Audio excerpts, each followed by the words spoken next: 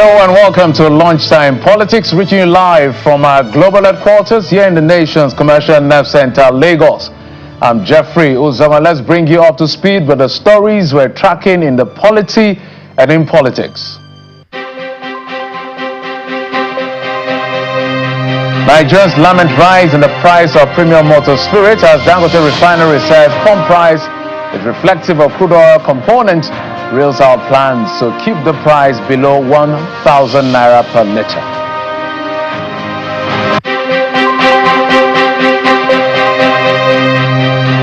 It's now hours before he will be sworn in as the 47th President of the United States. Donald J. Trump says he will sign about 100 executive orders at record speed to reset America on the path of greatness.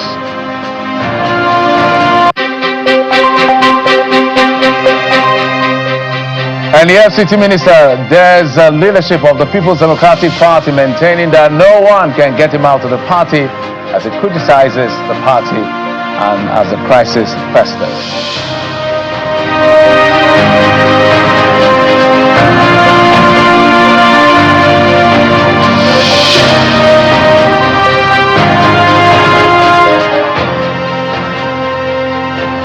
Well, thanks again for joining us on the program, where we'll bring you up to speed at midday on what is happening in politics and in the polity. Now, the political crisis in Rivers State may have cascaded down to the state chapter of the National Youth Council of Nigeria, as the state executive have condemned the comments of their chairman, who criticized Governor Similayo Fubara following his budget presentation to a House of Three in the House of Assembly. Speaking during a press briefing in Port Harcourt, the State Secretary General, Richard Egbelekro, said the state chairman does not speak for the council but was rather on his own.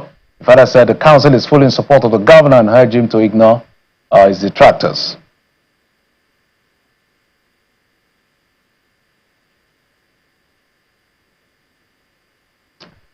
Well, to other stories now, where the minister of the FCT, Wike, is again daring the leadership of the People's Democratic Party, especially its BOT and the chairman of his governors forum, Bala Mohammed, that he can't be threatened by their action. The minister was speaking during his first media chat for the year 2025 at his official residence in Abuja as he accuses the party of poor leadership. The convention is coming this December. As right-thinking people who want their party to survive, will you not say, gentlemen, what are we really doing? The convention is December.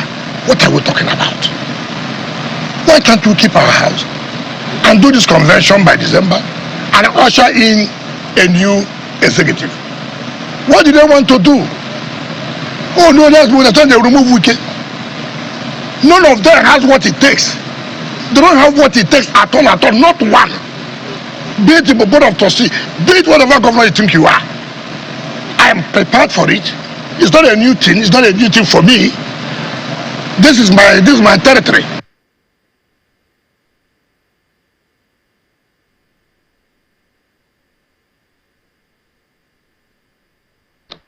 All right, now, very first, we talked about the National Youth Council of Nigeria comments as far as their leadership is concerned. Let's take a listen. We, the executive of the National Youth Council of Nigeria Rivers State Chapter, wish to strongly disassociate the organizations from comments credited to our state chairman, Winsor Barry Bani Samuel, on the presentation of the Rivers State 2025 budget before the State Assembly by the Governor, His Excellency Sir Similayo Fubara, GSS-ROS. We vehemently condemn his disrespectful and uncomplimentary remarks against the Governor and an elder statesman and former Governor of Rivers State, our father, Sir Dr. Peter Odile. The statement was not a product of collective decision by members of the State Executive Council of National Youth Council of Nigeria, but a malicious opinion of Winsor Barry. Well, let's get outside our shores and away from Rivers politics. All eyes will be on the Capitol in a matter of hours for the swearing-in of Donald Trump as the 47th President of the United States after his historic victory in November. As the world and America braces for a return of his unpredictable leadership, Trump vows to unleash a blitz of executive orders undoing Joe Biden's legacy upon his return to the White House and to launch immediate deportation of undocumented migrants in what he describes as acting with historic speed and strength to fix every single crisis America is facing. Trump reeled out part of his plan to a huge Inauguration Eve rally where he also danced with the Village People Band. Our freezing weather has forced the 78-year-old's inauguration at the U.S. Capitol indoors, but the first hours of the most extraordinary comeback in American politics will be a blaze of activities. But starting tomorrow, I will act with historic speed and strength and fix every single crisis facing our country. We have to do it. And as of today, TikTok is back. So they'll have a partner, the United States, and they'll have a lot of bidders, and the United States will do what we call a joint venture. And there's no risk. We're not putting up any money. All we're doing is giving them the approval, without which they don't have anything. So, I don't know, it sounds like that works. What do you think? Good? Perhaps most beautiful of all, this week we achieved an epic ceasefire agreement as a first step toward lasting peace in the Middle East. And this agreement could only have happened as a result of our historic victory in November. But I'm glad to report that the first hostages have just been released. All right, so that's what the world is bracing for. Donald Trump is back in the White House. A question of hours now, the inauguration will be taking place at the Capitol, indoors this time because of the freezing weather. It's supposed to be at overlooking the mall, but all of that will be inside. But the most important conversation is the fact that he's going to be doing some very, very serious executive order signing and sweeping orders, if you will, perhaps on doing some of the legacies of Joe Biden. In the midst of all of this, you understand also on the international scene that there's a ceasefire ongoing. 3 hostages have been released yesterday. Perhaps by now more have been released.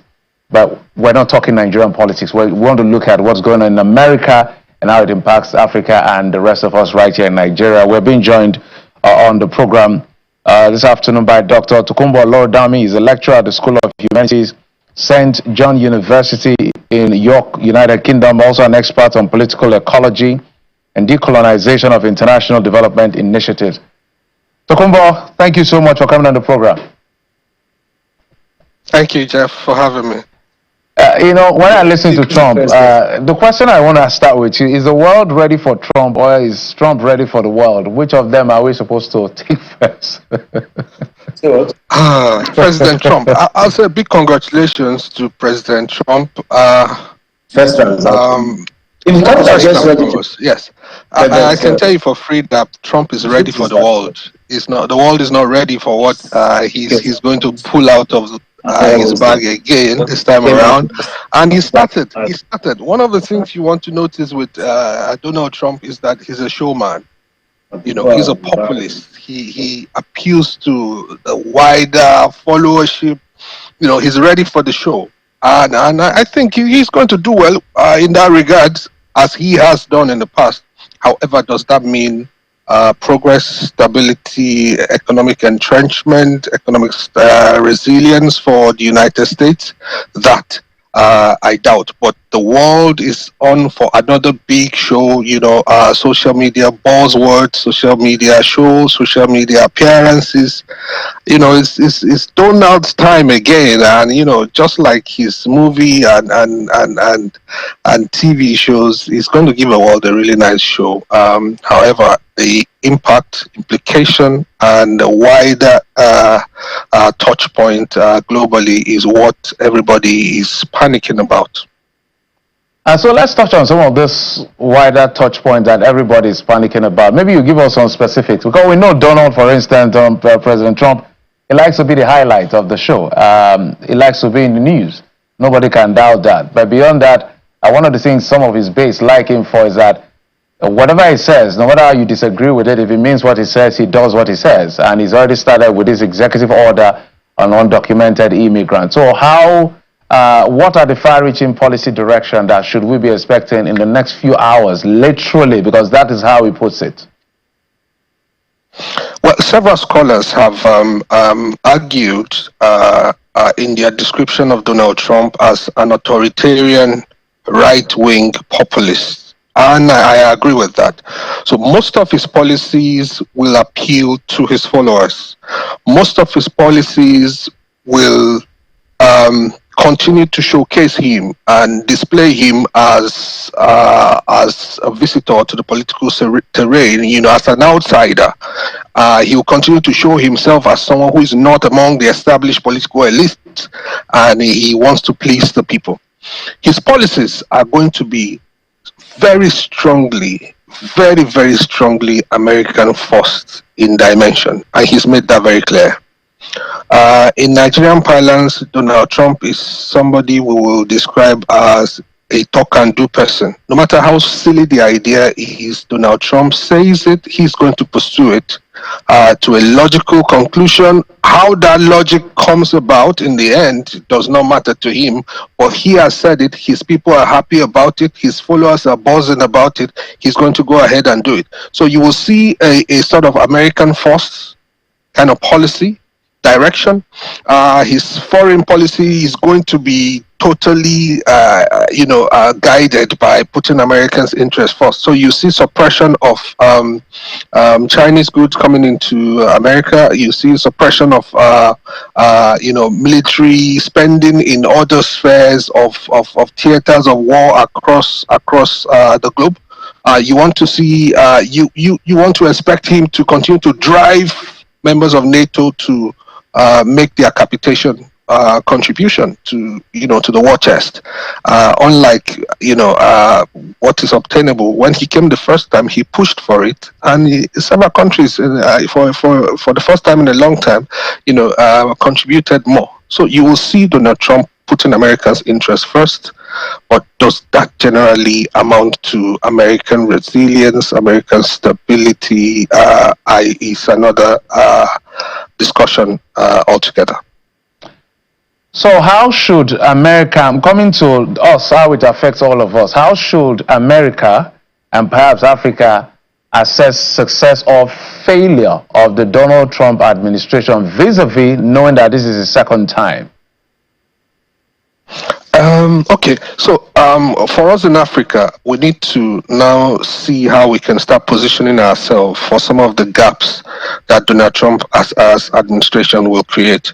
For example, I sense very strongly that part of Donald Trump's drive is to continue to push for energy self-sufficiency in America. So he probably be pulling out of more of those international treaties that he feels does not represent the best interest of America.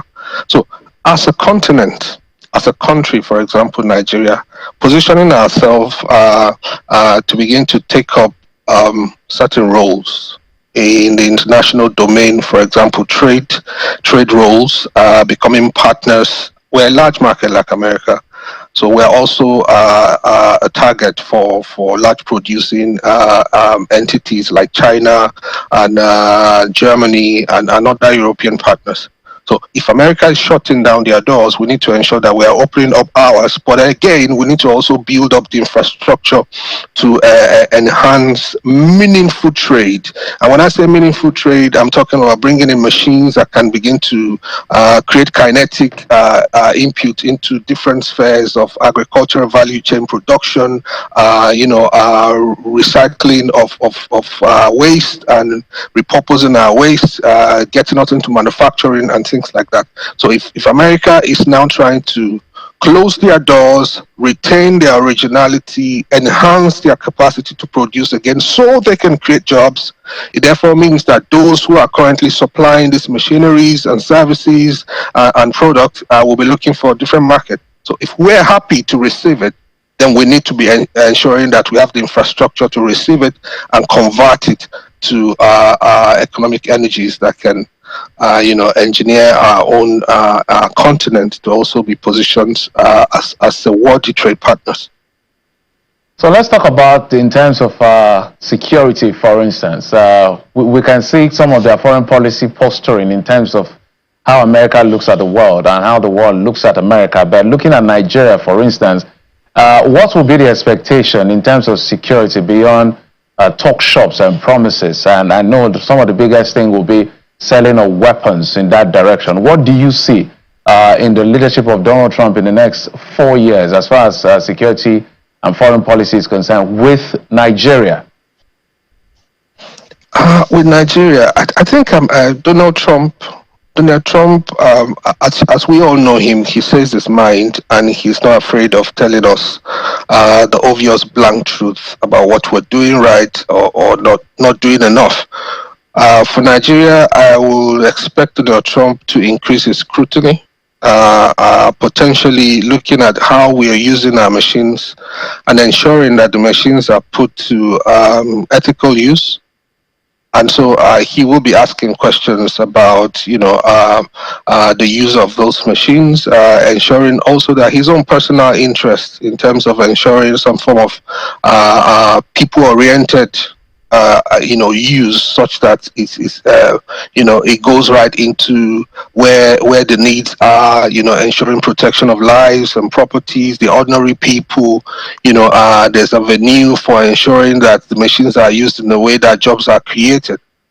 Enhanced scrutiny is what I will see, but he will not be afraid or shy to look somebody in the face and tell him, this is it. I mean, he's described several countries as shithole countries in the past, but I do know that Donald Trump knows Nigeria, and he knows our capacity globally. He knows what we bring to the table, and as a businessman, which is one of, I think, the greatest asset that Donald Trump has. He approaches governance from a business mindset, protecting his own interests, protecting that profit margin all the time. So in dealing with Nigeria, I'm sure he knows what he gains and what he loses from allowing the largest black nation on earth to go without a touch of American participation or American visibility. So, yeah, and in the past we've worked together. And I think they've got some kind of military camp somewhere and working collaboratively with our military to enhance our capacity to degrade all the terror arenas around not just Nigeria, but at the Horn of Africa, around Somalia and Mali and the rest of those hotspots, Sudan and co. So he will be looking to see how he can entrench Americans' best interests in participation with Nigeria. I know that that's class. Socioeconomic rights accountability SERAP has said that, look, for them, they're already setting an agenda for Donald Trump, given the fact that they believe that our political class, those who are politically exposed to our national treasury, when they steal our monies, for those who steal the money, they take it abroad to the UK and to the US and the different parts of the world. For them, that the first demand or appeal, if you will, to President Donald Trump, who will be sworn in in a matter of hours, is help us get our monies back as quickly as possible. For you, when you hear such things, do you think the administration of Donald Trump, given the fact that it's very protectionist and he wants to face a lot of domestic issues, and we're going to go to the issue of the Middle East in a moment, that is going to be one of the things he will consider to get our monies back? That's a hard question. However, Donald Trump is not a book that has not been read before. We kind of know the taste of his governance, and perhaps that's why you're saying what you're saying. The way you're asking the question is, do you think that he will allow that kind of carelessness under his watch? No, I don't think that Donald Trump will allow monies to be taken away and not accounted for, especially because Donald Trump is very key on those kind of issues. He's not particularly a politician who applies political solutions to issues. He tries to be logical. He wants to see things through to the end and give it a human face, give it a popular face, give it a people face. So if anybody is going to Donald Trump right now to see to a repatriation of some of Nigerian loot, I would say they should send businessmen and not politicians, people who understand his language and that can embed Americans' best interests in ensuring that those kind of funds come back to Nigeria. That's the only way I think Donald Trump will bulge on a matter like that. So there's a comment you made. I want us to visit it just before we begin to wind down. That has, because I looked at the MBS number in Q3 2024, as our trade partners. We have the Netherlands, we have Spain, a couple of other countries that we export to, I think, if I'm correct. So America is about the second in terms of the business we did in Q3 2024, and that came to about 8%. So cumulatively, the top 5 countries we did business with in terms of export came to about 40%, America inclusive, taking about 8% of that. If America, with what Trump is saying, I remember in his rally last night, he was talking about, look, I'm going to put out policies and tariff to make sure that America buys its own, America hires its own. A very protectionist, domestic kind of approach to his governance style is bringing to the table. What happens if oil prices dip because of some of these things that is going to happen in America, and perhaps if the issue of the Middle East crisis is not handled properly because it's a very volatile situation? How should we approach it? Well, if you look at this from an economic point of view, every country will protect its own interests. And the fact that we currently still export crude and import petroleum produce is one of the areas where we look weak economically, because that for any country that really is serious about doing business, you don't want to give away that kind of power where your capacity to convert your goods or raw materials to finished goods is degraded to the extent where you're taking the raw material out and bringing finished goods in.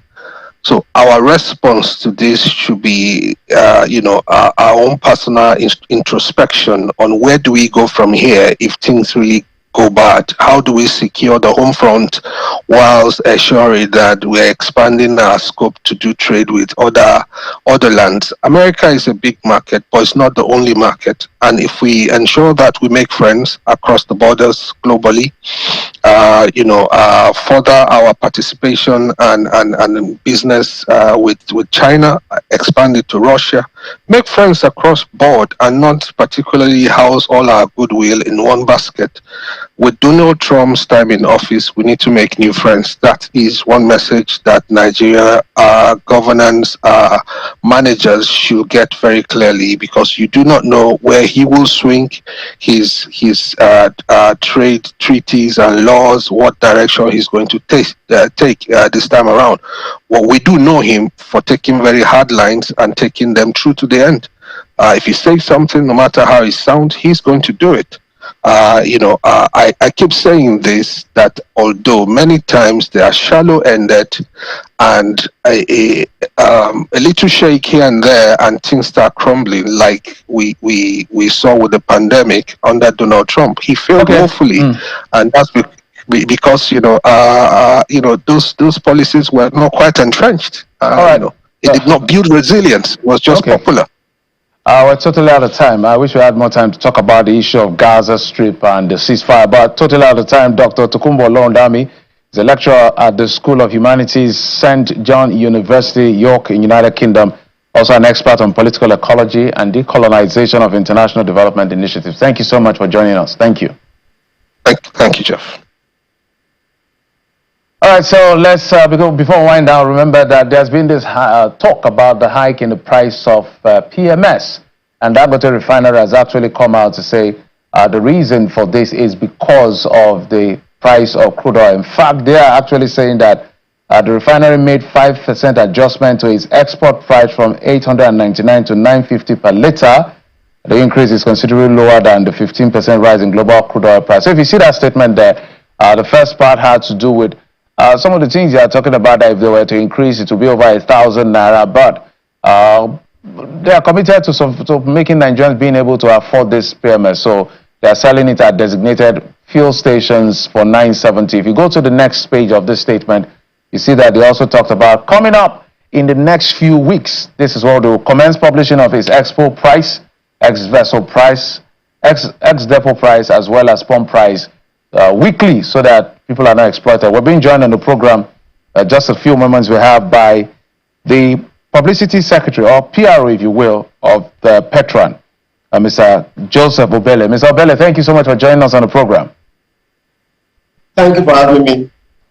So, is there any update to this effect? The only update we've seen is, to the best of my knowledge, perhaps NNPC has made a release, but this is from the Dangote refinery. How is Petroan receiving this message? Okay, this was the basic concern in the stakeholders meeting last week, Thursday, 16th of January. The meeting was convened by the Office of Minister of State of Petroleum, Oil, and who is who in the Nigeria oil and gas sector were all in attendance. And I was privileged to be in this very meeting. So the core of this meeting was the prevailing challenges as concerns PMS price in Nigeria.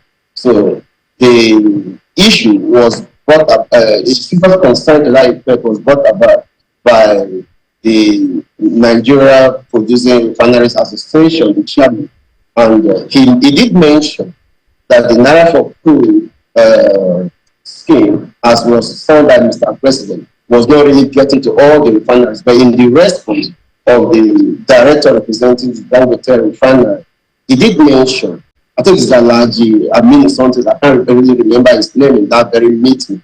And he did mention that Dangote is getting not really the actual quantity in Naira for crude value, but the quantity Dangote was getting was not really to reflect the Naira value, talking about the byproducts of crude, which is PMS. And so all the refineries in Nigeria did complain that that scheme was not really working. So in that meeting, it was committed that leadership and stakeholders in the oil and gas sector should do anything to alleviate the pains and sufferings of Nigerians as it concerns price. But the recent trend at the moment is not a making of any person. It's arising from the provisions of the PIA Section 205 that stipulates that the pricing in the sector should actually reflect the demand forces, demand factors, which is supply.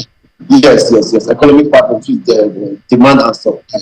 So no human being can compete or fix the price for this product at the moment. So external variables at the international market has increased the price of crude oil. So crude oil being the raw product, the commodity that brings about all this byproducts. Whatever happens, yes.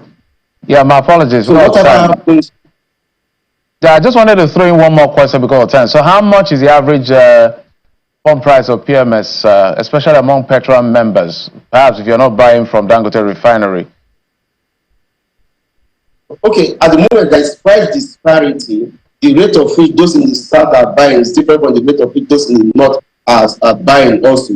Reason because our buying rate from this refinery differs also. Like we over here in Port Harcourt refinery is selling to us as 970, while those over there in Lagos are buying at 930. So recently, there was an upward review in Rivers State.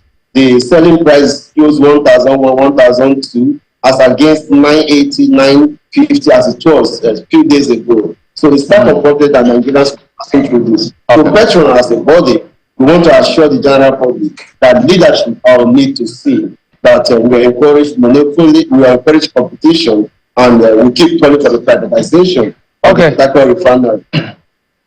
Joseph Obele is National Public Relations Officer of Petroleum Product Retail Outlet Owners Association of Nigeria, Petroan. Thank you for coming on the program. And that's it. Thank you so much for your time and company. I'm Jeffrey Uzongo. Bye-bye.